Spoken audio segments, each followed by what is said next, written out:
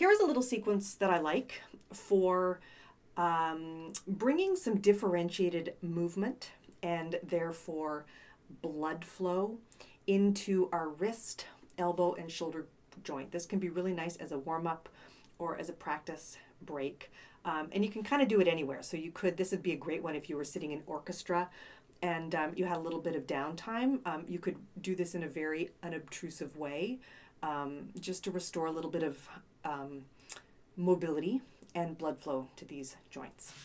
So I'm going to start with my right hand with my forearm and palm facing up, and I'm going to just lightly hold it with my left hand and then make a fist with that right hand. So I'm not squeezing, it's just sort of a light fist shape.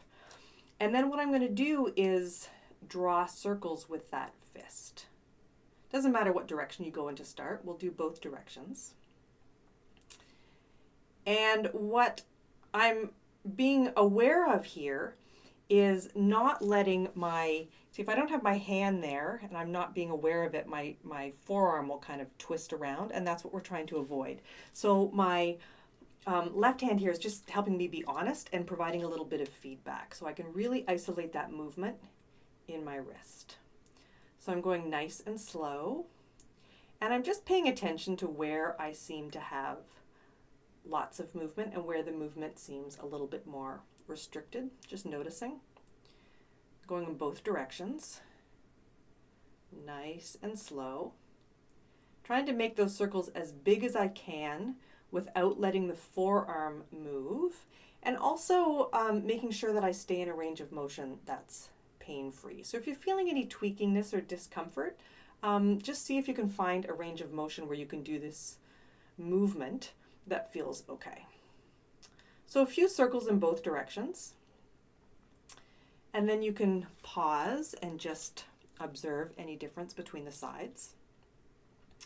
And then we will come back into this position with your forearm and the palm facing up. And this time I'll just lightly hold my upper arm. And now I'm just going to flip my palm and forearm as one unit, over and back. So now I'm isolating movement at the elbow joint. Nice and slow.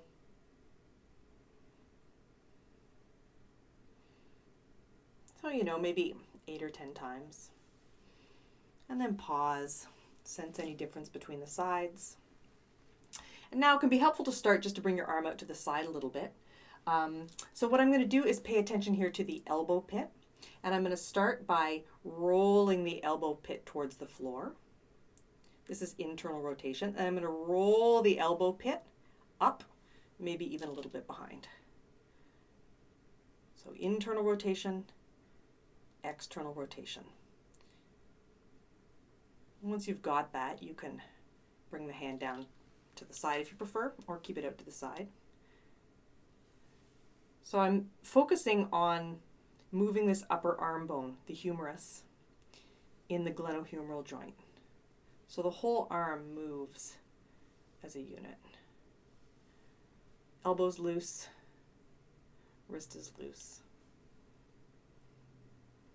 A few times in each direction. And then once again, pause. Just notice any difference between the sides. And then you can go ahead and do your other side. So simple. Give it a try. Let me know how it goes.